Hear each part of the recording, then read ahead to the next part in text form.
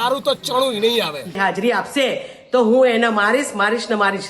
કોંગ્રેસ ગુજરાતમાં માંડ માંડ બેઠી થતી હોય છે ત્યારે તેને એવો ધક્કો લાગે છે કે તે ફરી પાછી જમીનદોસ્ત થઈ જાય છે. ગુજરાત કોંગ્રેસમાં ફરી પાછી આ જ સ્થિતિનું મંડાણ થવા જઈ રહ્યું છે. ગુજરાત કોંગ્રેસમાં વડગામ અને પાટણ સામસામે આવી ગયા છે. એટલે કે વડગામના ધારાસભ્ય જિગ્નેશ મેવાણી અને પાટણના ધારાસભ્ય ડોક્ટર કિરીટ પટેલ સામસામે આવી ગયા છે. પરિસ્થિતિ તો એટલી વણસી ગઈ હતી કે કિરીટ પટેલે તો પાટણમાં જિગ્નેશ મેવાણીના પુતળા દહનનો જાહેર કાર્યક્રમ રાખ્યો હતો. હવે એક જ પક્ષનો ધારાસભ્ય તે જ પક્ષના બીજા ધારાસભ્ય માટે પુતળા દહનનો કાર્યક્રમ રાખે તેવું તો ગુજરાતના રાજકારણમાં પણ પહેલી વખત જોવા મળ્યું હતું. હાઈકમાન્ડની દરમિયાનગીરીના કારણે છેવટે પુતળા દહનનો આ કાર્યક્રમ મોકૂફ રહેતા કોંગ્રેસને થોડી ઘણી લાજ જાળવી રાખવામાં સફળતા મળી હતી. કિરીટભાઈ પટેલ સાહેબને એ વાત કરેલી કે સાહેબ હું ટૂંક સમયની અંદર મારી બોડી બનાવી રહી છું અને ત્યારબાદ દલિતના બેનર નીચે મારા ચેરમેનના બેનર નીચે હું પાટણ ખાતે એક મોટી મીટિંગ કરવા જઈ રહી છું. એની અંદર આપ પધારો એવું હું આપને જાણ કરું છું અને 2-4 નામ આપ સૂચવજો જે હું મારી બોડીમાં સમાવેશ કરું. ત્યારે કિરીટભાઈએ મને ઉશ્કેરાઈને એવું કહ્યું કે હું આપને કોઈ પણ મદદ કરવાનો નથી, કોઈ નામ આપવાનો નથી અને મદદ પણ નહીં કરું, સાથે સાથે કોઈ મીટિંગમાં પણ નહીં આવું. ત્યારે મેં એમ કહ્યું કે સાહેબ આવું કેમ આપે કહી રહ્યા છો? કદાચ હોઈ શકે કોંગ્રેસની અંદર કોઈ વ્યક્તિ સાથે તમારા મતભેદ થઈ હોય, પરંતુ મતભેદ તો ના જ રખાય. ત્યારે કિરીટભાઈએ મને ઉશ્કેરાઈને એવી ગેરબંધારણીય ભાષામાં એવી વાત કરી કે ઉપરના જે વ્યક્તિઓ છે એ ઉપરની બધી ફૂટેલી ટોપો છે અને એમાં પણ આ તમારા હિતેન્દ્ર પીઠડિયા એ ફૂટેલી ટોપ છે.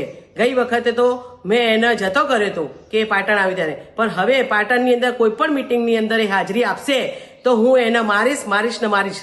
જૂથબંધી જાણે કોંગ્રેસનું અનિવાર્ય અનિષ્ટ બની ગઈ હોય તેવી સ્થિતિ છે.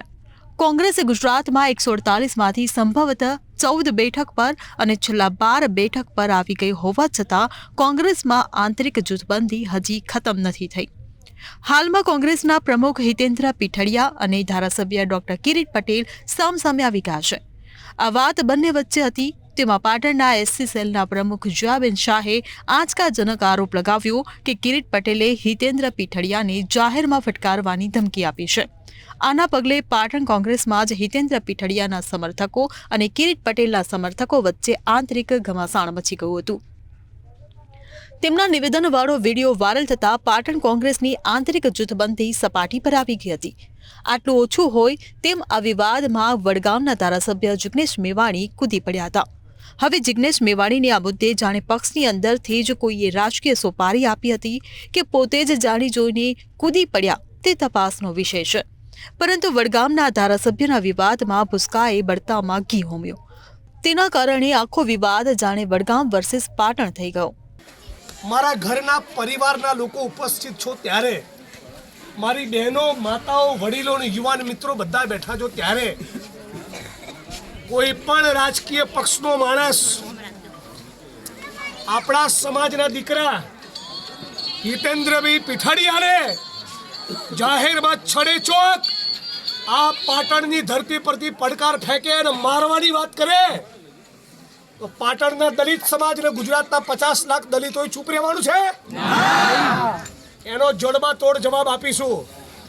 અને હું જે દિવસે આહવાન કરું એ દિવસે બધા મોટી સંખ્યામાં બહાર આવવાનું છે. મારી પાર્ટીનો હોય, સામેવાળી પાર્ટીનો હોય કે ત્રીજી કોઈ પાર્ટીનો હોય, આત્મસન્માનના મુદ્દે અમે કોઈ દિવસ સમાધાન કરતા નથી. અને કોઈના મનમાં ફાંકો હોય ને તો તમારે આજ એવી 1400નો ફાંકો કાઢવા જિગ્નેશ મેવાણીનો જન્મ થયો છે, યાદ રાખજો. એટલે મારા ભાઈનું નામ લેતા ફરી વિચારજો. બાકી હું એ જ જિગ્નેશ મેવાણી છું જેણે ભાનુભાઈ વણકરના બલિદાન વખતે આખી રાજ્યની સરકારને દોડતી કરી હતી. તારું તો ચણું નહીં આવે. આશ્ચર્યની વાત તો એ છે કે પાટણમાં હિતેન્દ્ર પીઠડિયાની રેલીમાં જિગ્નેશ મેવાણીએ કિરીટ પટેલને ખુલ્લો પડકાર ફેંકતા તેમને ફુદા જેવા ગણાવ્યા હતા.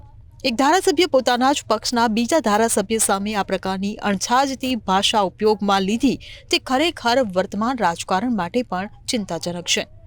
જિગ્નેશ મેવાણીએ પડકાર ફેંક્યો કે કિરીટ પટેલમાં તાકાત હોય તો હિતેન્દ્ર પીઠડિયાને જાહેરમાં મારવાની વાત તો બાજુએ રહી, પણ તેને હાથ તો લગાવી જોઈએ. જિગ્નેશ મેવાણીએ જણાવ્યું હતું કે કોંગ્રેસના ધારાસભ્યએ તેના પ્રદેશ પ્રમુખને માર્ગદર્શન આપવાનું હોય, તેના બદલે તેની સાથે તેની આ રીતે જાહેરમાં માર મારીશ તેવી ભાષામાં વાત પણ કઈ રીતે કરી શકે? આની સામે કોંગ્રેસમાં અવાજ નહીં ઉઠે તો શું બીજા પક્ષમાંથી અવાજ ઉઠશે? ઘણા લોકોને મીડિયાની અંદર આવા બફાટ કરી અને ગમે તેના વિશે ગમે તે બોલવાની ટેવ પડી ગઈ છે. અગાઉ પણ મેં કહ્યું હતું કે આવું ગમે તેના વિશે બોલવું એ યોગ્ય નથી અને 5 દિવસથી સોશિયલ મીડિયાથી પોતાનો વિડીયો જાહેર કરી અને એવું કહેવા માંગતા હતા કે હું આવું છું પાટણની અંદર, તમે બધા હજારોની સંખ્યાની અંદર હાજર રહેજો.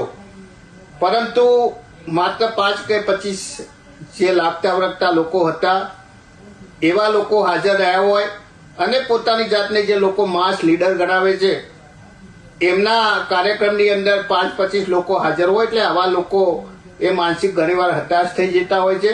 એ લઘુતા ગ્રંથિથી પીડાતા લોકો એ પોતાના પગ નીચેથી જાણે ધરતી ખસી જાય હોય લાગે છે અને આવી પરિસ્થિતિમાં પોતાની સાયકોલોજીકલી લીધે પોતાની માનસિક સ્થિતિ ગુમાવી દે છે. એટલે ગમે તેવા નિવેદનો કરે એ યોગ્ય નથી. કિરીટ પટેલે પણ જિગ્નેશ મેવાણી પર વળતો પ્રહાર કરતા જણાવ્યું હતું કે કેટલાક લોકો ફક્ત મીડિયામાં ચમકવા માટે બધું જ કરી છૂટતા હોય છે. તેઓ વાસ્તવિક ધરાતલ પર કશું કરતા નથી. જે પણ કરે છે તે મીડિયામાં ચમકવા માટે કરે છે. તે કઈ પક્ષ માટે પણ કશું કરતા નથી કે સમાજ માટે પણ કશું કરતા નથી. બસ તેમનું એક જ કામ હોય છે, ગમે તે રીતે મીડિયામાં ચમકવું. જિગ્નેશ પટેલ પોતે મીડિયાના માણસ હોવાથી દરેક વાતને મીડિયામાં કેવી રીતે ચમકાવવી તેમાં તેમને સારી રીતે ફાવટ છે. પછી ભલે ને તે પક્ષની આંતરિક બાબત હોય. પાટણ કોંગ્રેસની બાબતમાં પાટણના લોકો માથું મારે તો સમજી શકાય, પણ જિગ્નેશ પટેલ છેક વડગામથી શું કામ લાંબા થાય? ફક્ત મીડિયામાં ચમકવા માટે તેમને બધું કરવું છે. રાષ્ટ્રીય નેતા માનવાવાળા નેતાના વિડીયો 4 દિવસથી સોશિયલ મીડિયામાં ભીડ ભેગી કરવા માટે પડે છે. એ એકચ્યુઅલી આ દર્શનાર્થે નહીં પણ એકચ્યુઅલી પોતાના રાજકીય રોટલા શેકવા માટે કરે છે. ઘણા સમયથી આ મામલો આવો ચાલે છે, પણ જે જાતના રાષ્ટ્રીય નેતા માને છે, ખરેખર હું તો કહું છું કે આજે જે પાટણની ધરતી ઉપર બોલ્યા છે એમનું માનસિક સંતુલન બિલકુલ પબ્લિક જ્યારે એકઠી નથી થઈ એટલે પોતે ગુમાઈ ચૂક્યા હોય એ રીતે કિરીટ પટેલ વિશે બોલ્યા છે. આ કોઈ કાળે ચલાવી લેવામાં નહીં આવે. આમના જે આ રોટલા શેકવાની વાત હતી એકચ્યુઅલી સમાજ વચ્ચે આજે પાટીદાર સમાજના દલિત સમાજ વચ્ચે ભાગલા કેમ પડે અને કોંગ્રેસ પાર્ટીને નુકસાન કેમ પડે એ પાટણની ધરતી ઉપર કામ કર્યું છે.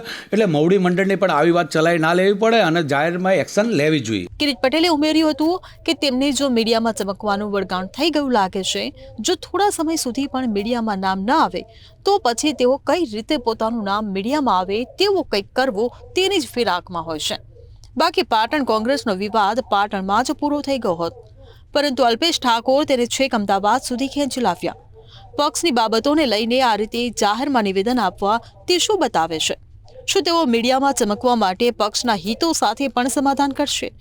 કોંગ્રેસના આંતરિક વિવાદને લઈને ભાજપને મજા પડી ગઈ હતી. ભાજપના પ્રવક્તા અનિલ પટેલે જણાવ્યું હતું કે ગુજરાતમાં કોંગ્રેસ મરણ પથારીએ છે. આ વર્ષે તો તેનો રાજ્યસભાનો એક સભ્ય પણ ગુજરાતમાંથી જવાનો નથી. આ બતાવે છે કે જાતિવાદને પોષતી આ પાર્ટીમાં જાતિવાદ કેટલો સળગેલો છે. વર્ગ વિગ્રહમાં રસ ધરાવતો આ પક્ષ પછી કોઈને ન્યાય ક્યાંથી અપાવી શકે? તેના હાથમાં સત્તા આવે તો સમાજના દરેક વર્ગો વચ્ચે વિગ્રહ જ થાય ને. હાલમાં સત્તા નથી તો તે પક્ષની અંદર જ વર્ગ વિગ્રહ થઈ રહ્યો છે. આ જ તેનું મૂળભૂત લક્ષણ છે. આ લક્ષણના આધારે તે અત્યાર સુધી સત્તામાં ટકી નથી, પરંતુ લોકો તેની રમત સમજી ગયા. તેથી હવે તે સત્તાની બહાર છે, પરંતુ સત્તાની બહાર જવા છતાં પણ હજુ સુધી તેણે તેના અપલક્ષણ છોડ્યા નથી. રાજ્યમાં રાજકીય અસ્તિત્વના અંતના આરે હોવા છતાં કોંગ્રેસમાં આ સ્થિતિ છે તો વિચારો કે તેના હાથમાં સત્તા હશે ત્યારે તેણે શું કર્યું હશે.